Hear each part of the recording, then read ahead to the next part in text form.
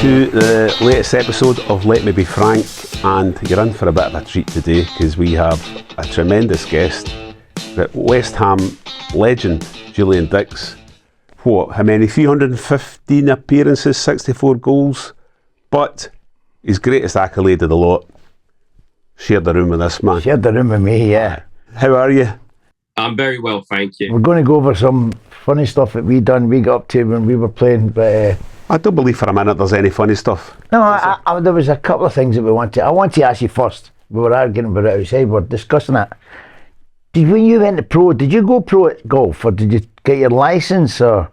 Yeah, I turned pro at golf, but I found out pretty quick I wasn't good enough to make a living at it. No. And there's obviously only so many times you can pay, I don't know, £1,000 to play, and obviously your accommodation, and lose it. Yeah. So that was it. It was tough. I enjoyed it, but it was tough. Would you have been able to walk around because of your knee? Would you have been able to get around the four courses, the 4 days? I can't now. No. I can't. I struggle to walk now, Frank. Yeah, I know. Back then, I was okay. I was okay back then. I could walk around the course. Yeah.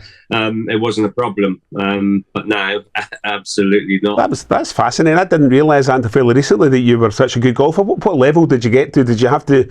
Did you get to plus figures or scratch? Obviously, you must have. No, I got to scratch. Then I went on the Euro Pro or something. Pro Tour.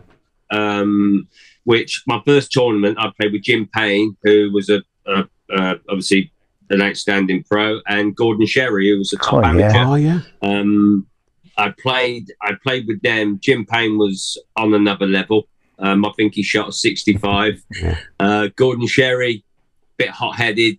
I think he shot a 75. I think I shot about an 85. Yeah, but we weren't here to talk about just golf. No, I've got to make a wee claim here because you went pro. I think I was probably your first coach at golf. If you remember when we went to Swindon, we were playing Swindon, and for some reason, Jimmy Quinn, who used to play with Swindon, decided to give me and Dixie a set of clubs, and we were saying why. He says because I'm sharing with Martin Allen. He's a nutcase, like me and him aren't. So he gave us the clubs, and Julian's a bit the same as me when it comes to boredom threshold. So we watched Cheers, I think it was. Says, what are we going to do now? So we decided to get the clubs out. In the bedroom. Right, so, there's a metal bin, isn't there? There's a metal bin. And we said, we'll just try and chip it on. Now, Diggs hadn't played golf at that time either. So neither did I, so we're chipping it, and you can imagine the noise bouncing off the doors. And then we decided to try to bounce it once out the window. And we had the window open and all that. With actual golf balls, not the wee plastic practice No, actual golf balls. So you're smashing golf balls about a bedroom? Yeah, with his clubs, yeah. Oh, and, fantastic. And of course the noise went on for ages. We never realised. And then there was a knock on the door.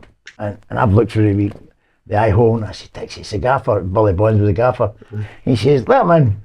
Now, I opened the door, and there's golf balls and clubs lying all over the place.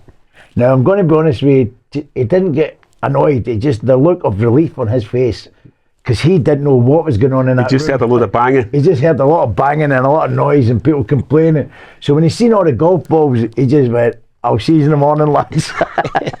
And walked out. So he's went to bed a happy guy.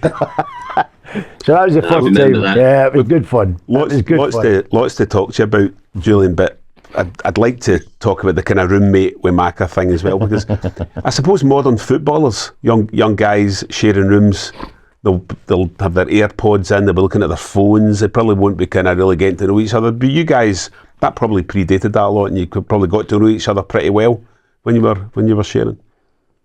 Yeah, I mean, players now, they don't share rooms, they have a room each. Yeah. And listen, I used to like sharing a room because obviously a bit of banter, a bit of fun. But me and Frank, we both like to drink. We both smoked, so you can imagine what our room was like. Yeah. So yeah, it was good. It was good. We obviously have music and stupid things like the golf balls and smashing golf balls out the windows and stuff like that. It was all. There was no politics in that room getting top. There was nothing else, Frank. No, there was no intellectual conversations or anything like that. And I've got to ask because Frank has a little bit of a reputation for being something of a ladies' man. Now, I know you get quite a lot of red cards over your career, but did you ever get a red card for Frank when he wanted a bit of privacy in the bedroom? No. To be fair, no. No. I was a pro. I dressed up for him once. I was a pro. Aye. I was a professional. Because I've heard some stories about, obviously, so I'm right in saying that you guys teamed up, it was after 86, wasn't it? So it was your second spell at West Ham. Is that, no, it was your second spell at West Ham. It's Frank's second spell, yeah. I joined in 89, and then obviously Frank joined. And listen, it's your teammates. We most of us got on. Especially on the pitch, we all got on, but there was certain people that you would want to share a room with, because back then you had to share a room because they had to try to save money. So it was a case of getting the right room partner for your sense of humour, to be honest. There was one or two that I wouldn't have shared with because I would be bored fucking shitless. Come on, name names. He used to share a room with Wardy and just used to punch him. Wardy says he just punches me. That's brilliant. And it would be fair to say that the pair of you probably weren't the greatest trainers. No. At West Ham at that point? Or is that unfair? Oh, no, they like training. I like training, but I didn't like running.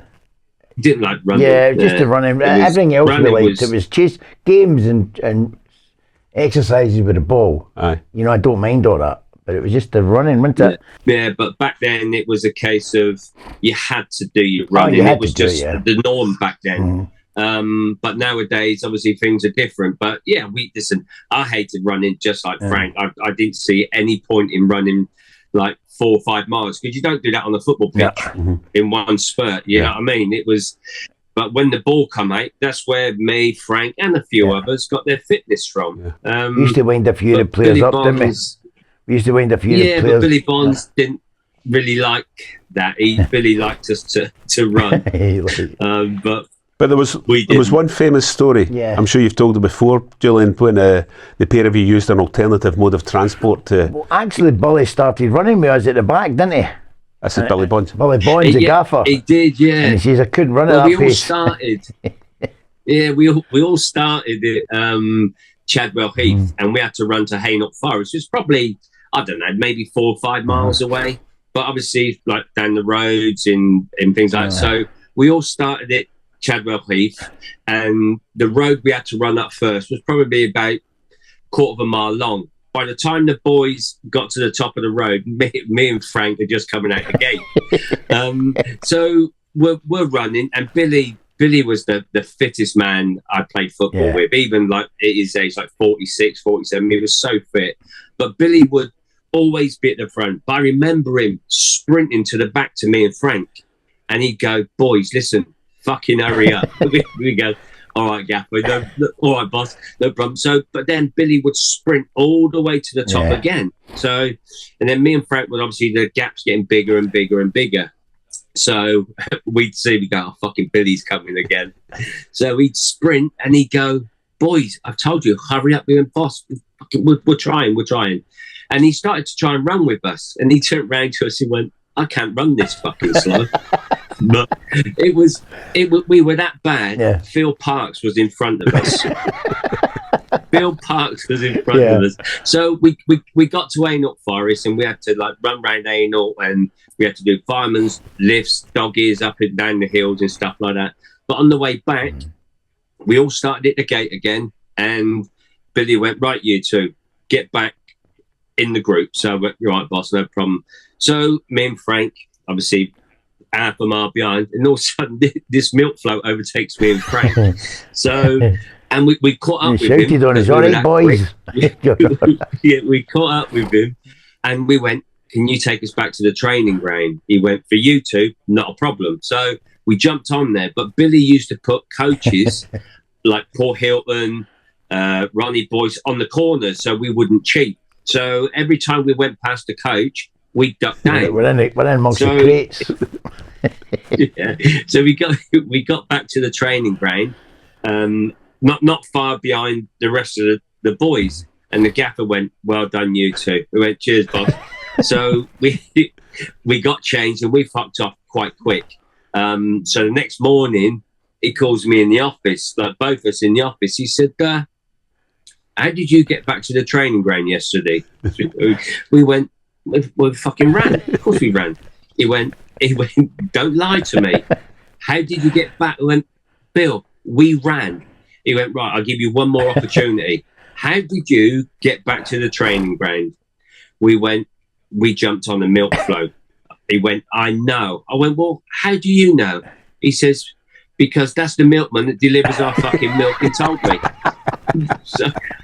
So I think he found it funny. We never get fined out. He was a bit livid as well, but it was one of those things. Interesting that you said that the milkman said for you two I would do anything. You must have mentioned this loads of times, but how was Frank viewed among the West Ham fans at his peak? Oh God. They love Frank because, listen, obviously he scored goals. He was a character. But first and foremost, he worked his socks off when he played. And I think back then, every supporter, whoever you played for, all they wanted was that you give 100% for their club. Yeah. Every single game. You have bad games, you make mistakes and things. That's a part of football, a part of life. But as long as you give 100%, they can forgive you for having bad games and making mistakes. Yeah. So that's why they obviously they love Frank, they love myself, they love Billy Bonds. You know what I mean? Yeah. And it was one of them. It was like, I still believe even now, if you give everything for their club, I think so. They love you for it. Yeah.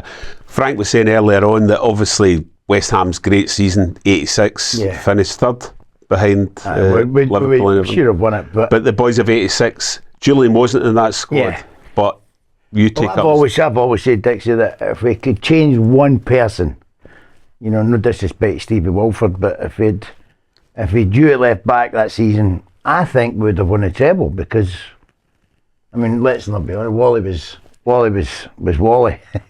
Shite. Still held in some esteem up here because he worked alongside Mark Marine. Apparently he was a better coach than what he was a player, so I don't know. Yeah. But, I mean, if we Dixie would have won, I think so, because, I mean, some of the things, you know, the tackles, and everyone was scared to play against you, and I found it so amusing, you know, because we're roomies, and I've seen the other side of him, but he used to, a great example was when we're playing Arsenal. I'm coming out of the tunnel and I heard you shouting at somebody and I thought, what's that? And I've turned round and you're shouting at Perry Groves. I'm going to do you today, don't come near me and all that. And I could see Perry was terrified. So obviously there's a game plan for Arsenal and the game started and Perry's away over the other side. George Graham's shouting, Perry, over here, game plan. And you go, no. He's going, telling the manager no. And I'm saying, what's happening? He says, get over here. He says, no. I said, why not? He says, he's going to break my leg. every time Perry got the ball, I nailed him, and it wasn't like over the top or anything like that. But every time he got the ball, I absolutely nailed him. And I remember him saying to the referee, "Are you going to protect me?" And the referee said, "Go and play on the other side." So he went to play on the other side, and George Graham went, "Perry, fucking get over here." So he come back over, and the first one again, I absolutely smashed him. And he said to the referee, he called us both in, and Perry said to him, he said, "Are you not going to send him off?" He went, "No, at Upton Park, I'm not." He went, so I knew then that that day I could do basically what the fuck I wanted. And so I just kept nailing him all the time. A lot of times, Dixie, you took people out, but it was a fair tackle. You know, it's just that. Oh yeah. You know, I mean, a lot of people never went over the top. A lot of people forget that. You know, I mean, hard but fair. You had a reputation as a hard man. Was that fair? Would you say? Yeah. Listen, back then, you had to look after yourself. I wasn't the biggest player in the world, but you had to look after yourself. It was just one of them things, and you had to try and intimidate people. Like the ones that caused me problems were like Tony Daly, Will Fox, Franz Carr, people like Kanchelskis, who were rapid. I mean, rapid, over 10 yards, they could give me 7 start, Yeah. and they still beat me. But luckily back then, I could fucking kick people. and that was it. It was like now you would struggle, but back then we were allowed. And if you connect with them straight away, you more or less had a free day. Yeah. Because you know that, listen, they're not the bravest people in the world, the right wingers. So luckily enough, you'd have a free day. But people like Franz Carr, if he beat you once, that was it. Your day was ruined because you knew he just kept doing it and doing it and doing it. But there's one. I mean, John Chidozie was another one who obviously very quick. And I remember putting him into the chicken run. He went over into the chicken run, and the supporters started fucking kicking him. I'd done that. They were famous for that. I'd done that with the big boy McDonald in the first game, my first home game. In '86, he was bullying little TC. And you know, I didn't mind all that, so I says, come over here, and he's going, what are you going to do? And anyway, centre halves are not very good, but he's come off his shin, and I've just nailed him, and I put him straight in the chicken run, which was only about 2 yards, wasn't it? And I put him straight in the chicken run. As I went to get him out, they're all punching him and all. He came out and his nose was up like that. I said, I kicked you in the feet. He was like he's got that Irish accent. They were notorious. Oh, they were brilliant. They were notorious, the chicken run. But I played there when I was 17 for Birmingham. And I remember when John Lyle come to sign me at Birmingham City, and he said, like, what do you know about West Ham? I went, well, I know you. Obviously, John Lyle, I know Billy Barnes, and I know the chicken run. So he went, that's all you need to know. I said, but John, the chicken run is fucking horrible. I said, look, everybody's fucked my mum. Everybody's fucked my dad. I said, everybody's fucked my dog. I said, but they're brutal. He went, trust me, son, when you sign for us, they'll love you. I know. And that was the case. It was Upton Park was an incredible place to play football. Alvin Martin said, I think he said to Wardy, he says, you know, when I signed the same day as Wardy, he says, the chicken run will make you or break you. They're that close. Yeah. And luckily for us, they made us. They were great. I mean, as you say, give them 100%, and they'll love you. They were magnificent. It's like you were taking a throw in, and little kids would knock you on the shoulder and go, Julian, do you want a sweet? So, I know. But of course, it was brilliant. You went back to Upton Park playing for Liverpool as well. So what sort of reaction did you get? I got an unbelievable reaction, but I went into Upton Park and I walked into the home dressing room. And Eddie Gillam, our kit man, went, Julian, you don't change in here anymore. So obviously it was great. I never wanted to go to Liverpool, to be honest. It really didn't interest me. I'm glad I did in the end. But I didn't really want to go because I love West Ham. I loved everything about West Ham. But yeah, we went back. We beat West Ham. I got a standing ovation from the fans. But that just shows to me how good they were to me. I mean, they're to be honest, they're really the only people that really stuck by me when I went through my sending offs, my injuries, and things like that. Like most people at the club didn't have the time of day for me. Like the managers, like the coaches, it was you're out of sight, out of mind. But the fans were always there for me. So that's why I hold them in so highly. But again, even with the bond scheme, I stood up for the bond scheme when they're like the club's asking them to pay near on £1,000 to watch a sack of shit play football. And we were crap. But they've asked them for £1,000. So I stood up for them. I got fined 1,500 quid, and you know what I mean. But it wasn't the money. It was just a case of people need to stand up for them. But they were an unbelievable bunch. I got it. I didn't want to play against them, but when I went to Swindon, I had to play against West Ham at the Swindon ground, and I was playing in midfield, and I came out warm up and.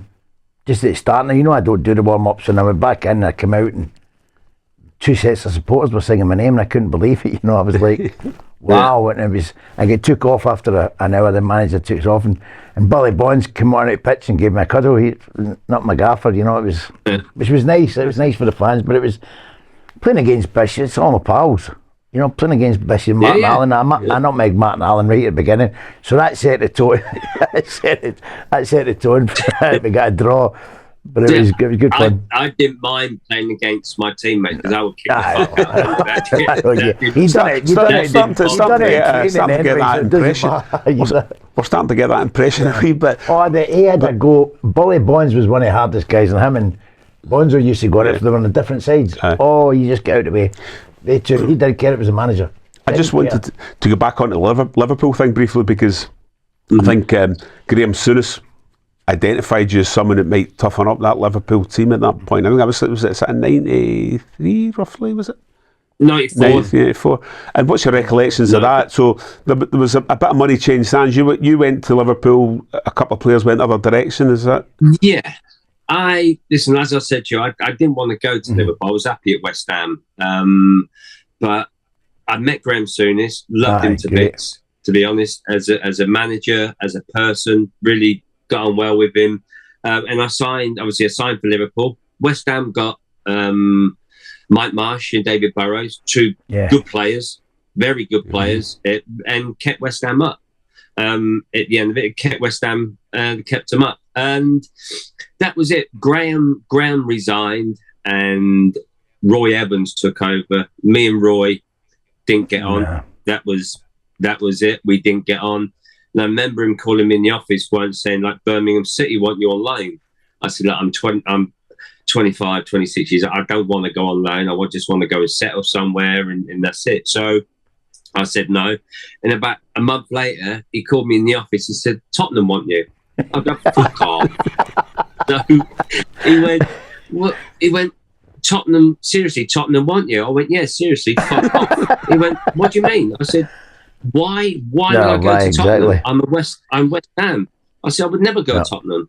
He went, really? I went, yeah, I have principles. I said, like, at the end of the day, I don't want to alienate the fans or anything like that. So that was that. Then all of a sudden I found out West Ham wanted me back. By this time, Harry was manager. And it was a case just to wait. I mean, Liverpool wanted me gone. They wanted me gone. And I wanted to go. So it was like just coming home again. But a couple of interesting stats from your time at Liverpool. I don't think you get booked or sent off playing for Liverpool. I got booked once in 28 games. So and you also scored in the first game, maybe not. Probably. But you also you scored the last goal in front of the old standing cop as well with a penalty kick. Yeah, that's. I bet Liverpool fans fucking hate that. I bet they want it to go to probably Ian Rush or John Barnes or someone like that. But yeah, listen, for me, it's a great honour.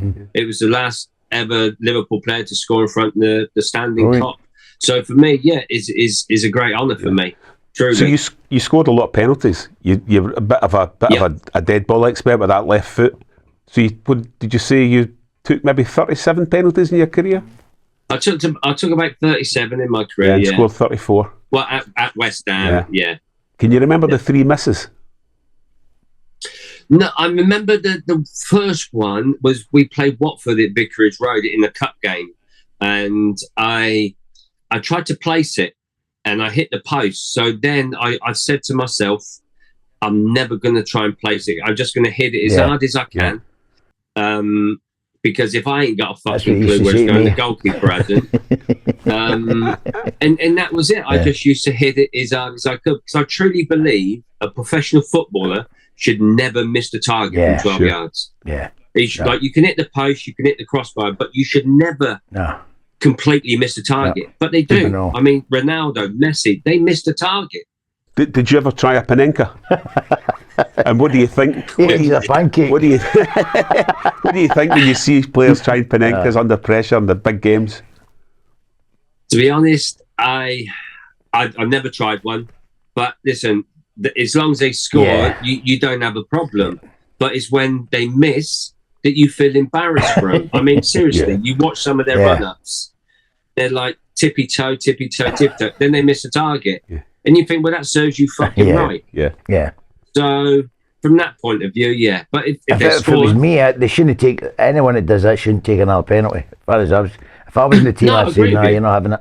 Not a chance. So who were the main kind of hard men you come up against? You must have had a few scrapes against like Roy Keane and maybe even Vinnie Jones back in the day. I played against Vinnie many times. To be fair, I quite like Vinnie. I thought he was better than what people give him credit for. He was a big bloke as well. I played against him as well. He's a good boy. But like with all bullies, you stand up to them. Yeah. Most of them back down. So I used to mark Vinnie from corners. But I was put on into marking from corners. Listen, I could give as good as I've got.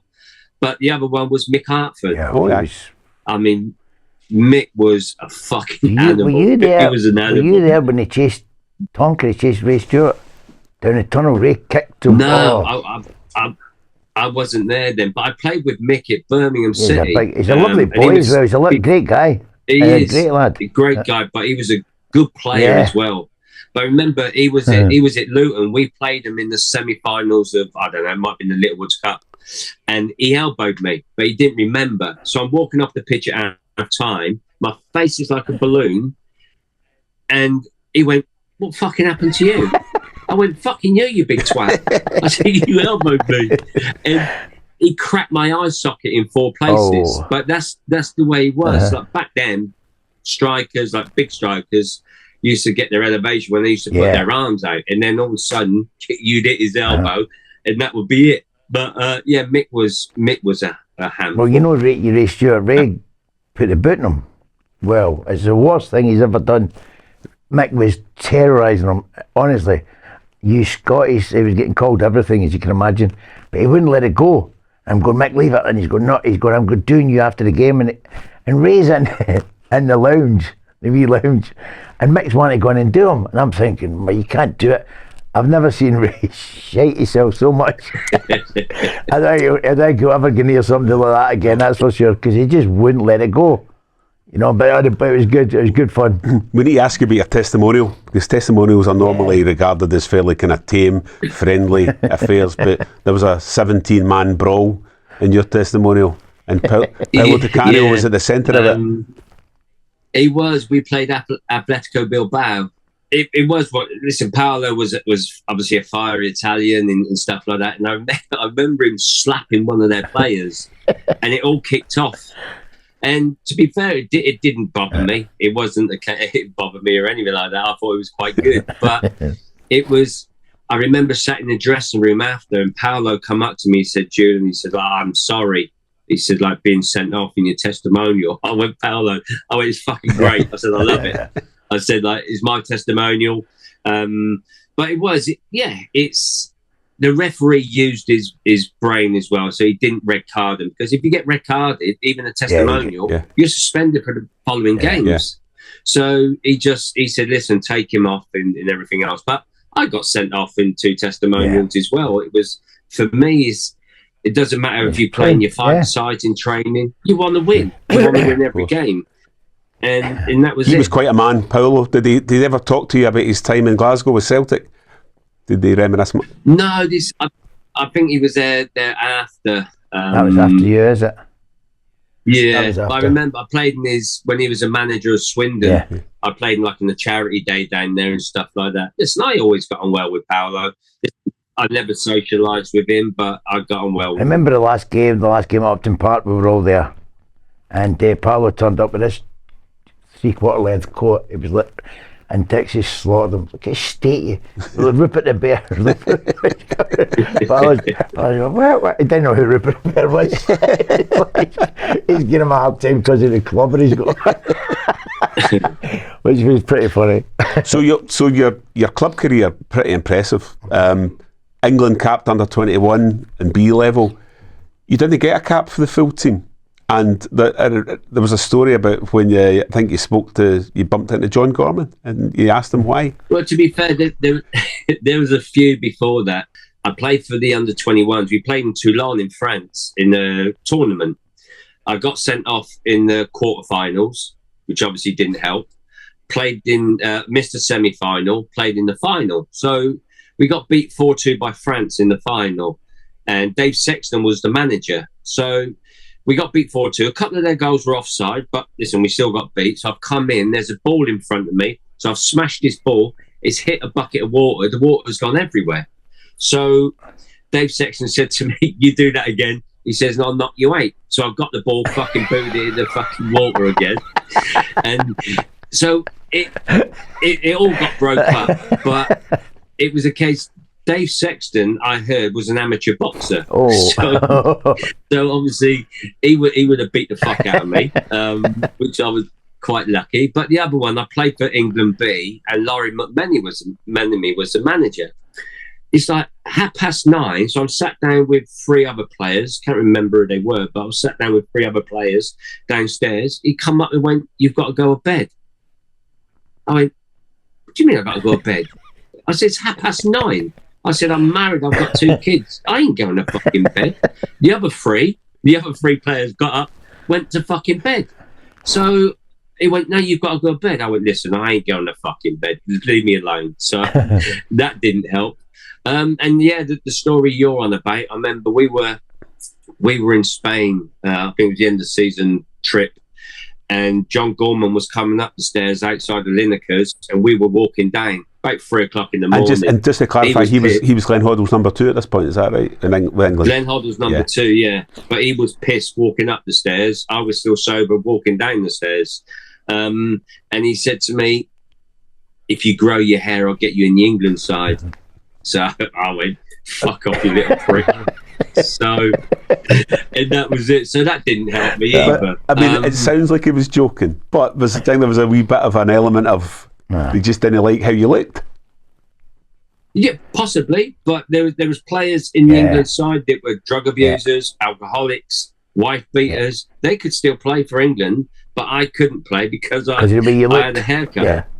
Yeah, just my short hair, but I just think it was all bad. They were never going to pick me. Who were the people? Looking back, who were the main England left backs that were kind of getting selected ahead of you? Well, there was Stuart Pearce, obviously a very good player. Then you have people like Andy Inchcliffe, Graham Lasso. No disrespect, but they couldn't fucking lace my trainers, let alone my football boots. Yeah. But it was always a case. But I remember playing. We went away. It was Laurie McMenemy and Graham Taylor was the manager, like the full English side. But Graham Taylor come up to me and said, "Look, you're playing on whatever day it was, on Tuesday." So I'm thinking, fucking great. Told my mum, told my dad. So I played on the Monday in the England B. So I'm thinking, I can't be playing 2 games in 2 fucking days. So, but he said I was playing, so not a problem. So the day came of the full squad. He played Andy Sinton, who was a right winger, at left back. Played him fucking left back. Crazy. And I was the only left back there, and he didn't play me. So it was just all bollocks, basically. Yeah. So at that point, you probably maybe knew in your heart of hearts it wasn't going to happen. I knew it wasn't going to happen. There was like later on. I remember playing. I played 13 games for West Ham, 12 games. It was probably the best 12 games I've ever played in a stint. So, and all of a sudden, it was a case of I should be England's left back, blah, blah, blah. On the 13th game, I had a bad game. So then in the papers, it was I wasn't good enough and I wasn't this. That's when I turned around and said I'd rather build my fucking dog kennels and play for England. And I meant it. I truly meant it. I would never... After that stint, I would never have played for England again. Even if they asked me to go and play, I would never have played for them. Yeah. Sorry, you're the same. I wouldn't play for them either. And what about West Ham at the moment?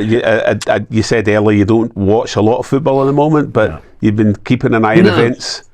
I listen. I always look out for their results because, like I said, from a fan's point of view, I always want West Ham to do well. Yeah. To be honest, I was very surprised they got rid of David Moyes, considering what he's done. Like I said, like the first trophy in 43 years, 3 top 10 finishes in the last 3 seasons. I just hope that the grass ain't always greener. I just hope they haven't got him out too quick, to be honest. I know the football, everyone I speak to say the football ain't great or things like that, but I for me personally as a player, I would rather not play boring football, but I would rather play football, defensive kind of football, and be in the Premiership than play great, attractive football and be in the Championship bottom 4 or 5. I know where I'd rather his biggest problem, Julian, was he kept putting the fans. Obviously, talked to both myself and you, but the fans were saying he keeps playing Soucek when he was having a terrible game, you know, and there's other players that should have come in, and he never dropped him. And for somebody that's so defensive, it's the worst defence I've seen at West Ham for a long time. You know, I think the defenders are terrible. Yeah, he's not, like, defensively is not the best there. People like Bonner and... Well, he was one of the best. He's just left now, but the big Greek boy and Zuma, I don't know about the partnership there. It's, you know, it's yeah, they're not very mobile. Oh no, I think anyone quick would score goals against them. That's for sure. Yeah, and they conceded many goals, and like you do, like, but everybody says he's set up not to lose, but everybody sets up not to lose. You know what I mean? It's just, but you can't keep conceding goals like they do, and on the flip side of that, you have to be scoring goals. So if you're going to concede maybe 1 or 2 a game, you have to score 2 or 3 a game, which is not always possible. But the players we've got going forward is, I mean, obviously, I hope Paqueta's all right. I mean, I hope he gets out of this thing with his situation he's found himself in a bad way. But him and Kudos and Bowen, I mean, you've got the 3 Dicks. It's like, my God, you've got to give them a chance. You know, get the ball into their feet and give them a chance. And we just didn't seem to want to do that. You know, that was my problem with David. But I was delighted to go as a trophy and all that. I thought he should have left last year when they won the trophy. I thought he should have walked away. Yeah, maybe. There were statues everywhere about him. yeah. But an ugly statue. But when we played, we talk about Liam McCarry who wanted to come in and just play football, like just get the ball, put it in the corners and stuff like that. We never done that. We carried on playing football. You know. So if I could see you from 30 yards, I'd put the ball in your feet. These players now, they do exactly what the manager tells them. So problem. If he says, right, put it on the corner flag, that's what they do. Fucking hell, play football the way you want to play football. And if you get dropped for it, then fine. But people can't make up their own minds now, Julian. That's a big. I mean, I was telling Simon this morning about my last ever game, the 60-yard pass that you put onto my chest. It was like nobody else should see that. You know, it was like as soon as you got the ball, I just made a run. This is your hat trick in your farewell West Ham game. It just put it right on me, and I was like, you know, incredible. You don't see that now. You don't see people do that now. No, you don't. But the thing is, you've got people like Aaron Cresswell, who, when I was a coach, he was there, and I thought Aaron was a good player, had a great left foot on him. Not as good as mine, but he had a great left foot on him. But every time he got the ball, his first option was go backwards or inside. All the time now. Instead of going bang, listen, travel with the ball, and if I see somebody, my foot's that good, I could hit them. So that's what I would do, but they don't do that no more. I don't know, I know you're a coach now, but coaches are telling people, when you pass the ball, run into this zone or this area, and I'm thinking, what? You can't do that. It's already doing it in the training ground when there's no tackling. But in a game, you've got to make a move where you try and get the ball back. You know, sometimes you can't go in there. It's like... No, but football's simple. The only people make it complicated are coaches and managers. Now, every manager I played under never said to me, right, Julian, you have to do this, you have to do this, you have to do that. Never, because they played you because they knew what they would get from you. When John Lyle bought me from Birmingham City, he didn't say, right, Julian, this is what I want you to do. He never told me that because he knew I could do my job. Otherwise, he wouldn't have bought me. So I know you're back in coaching now. Is that right? Yeah, we're talking about wanting to come up here. You were talking about wanting to come up to Scotland for coaching. How long were you with Slaven? You were with Slaven for a few years, weren't you? I was at Slav for a couple of years at West Ham. And then we went to West Brom for a couple of seasons. then we were at Watford for like 5 days. But it was a few months. But yeah, it's obviously I enjoy Slav's company and coaching and things like that. But he's another one. He don't complicate things. Yeah, you know what I mean? Like, it's like, but you have to tell him everything now. Yeah. It's just fucking nuts. So if a coaching role came up somewhere north of the border, would you consider up in sticks and coming up and teaming up with your old mate again, maybe? What, Frank? Yeah. I'll put the cones out. Have you got a Scottish team? Do you follow anyone in particular up here? Well, listen, for me, there's only 2 teams in Scotland. That's Rangers and Celtic. Yeah. I know I've probably pissed a lot of people off saying that, but I remember I went to Rangers once, and I'm sure they might have played East Fife or whoever it was. I don't know.